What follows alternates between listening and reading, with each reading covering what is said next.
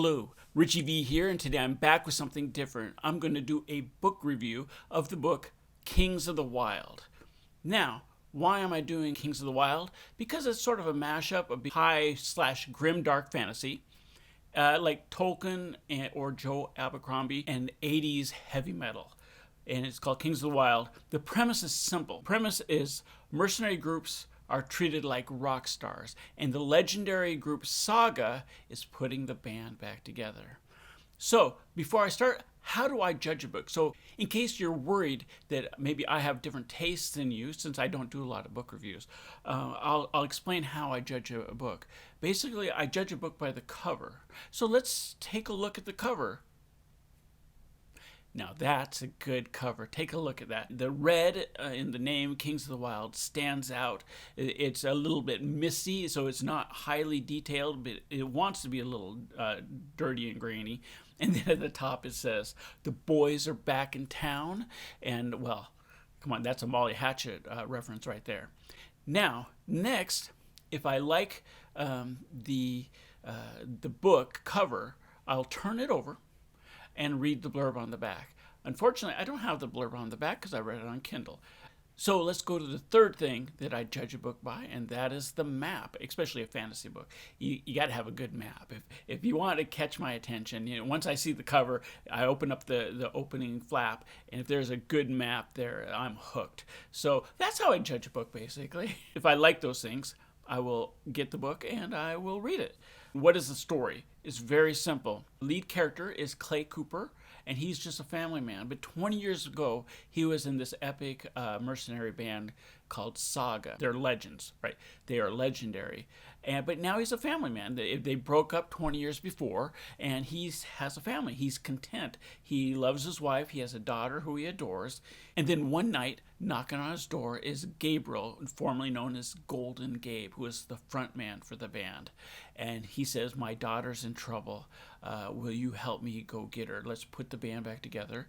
Her name is Rose, and she formed her own mercenary band called the Bloody Rose, which is probably a callback to every rose has its thorn, the Bloody Rose. So Clay, because it's basically a suicide mission, because they're going to be up against thousands and thousands of this horde of evil creatures that have surrounded the city of Castia, where Gabriel's daughter is trapped. Clay isn't immediately like, yes, because he has a family. Then his daughter says, "But if it was me, your daughter, wouldn't you come and save me?"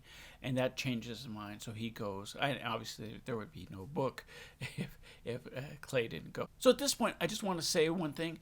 This could have been written one of two ways. One is like a badly written Piers Anthony novel. If you have ever read Piers Anthony, there's a lot of fun and silly and sometimes groaning puns in it.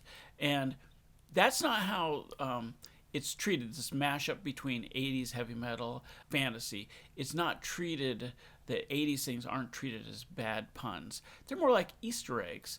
And at its core, the story is about friendship and how friends, even after 20 years, there's a bond there.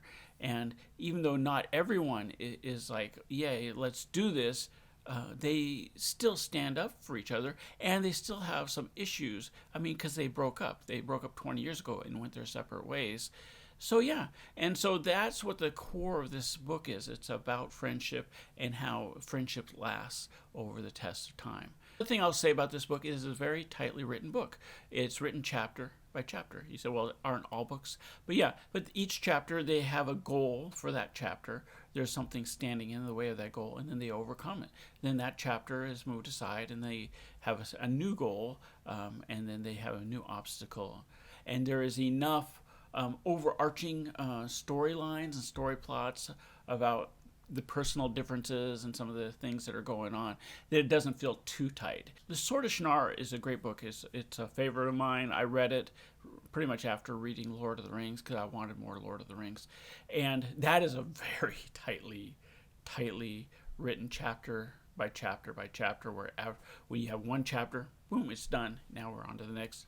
Now it's done.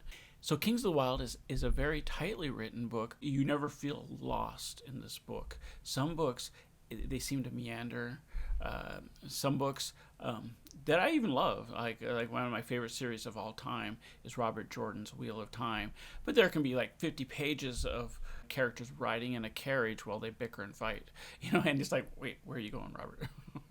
Mr. Jordan, where are we doing? Where you never feel that here. You always feel like it's one trouble after the next after the next. It's not quite as much as the Dresden Files, where you never catch your breath, but it's still just, it's very tightly written. It's in a good way.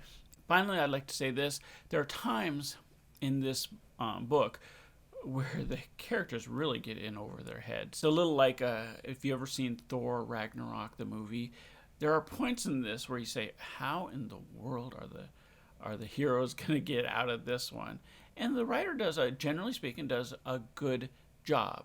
Now, they are saved a couple times, but they're saved by people that they previously knew about. It wasn't just Deus Ex Machina.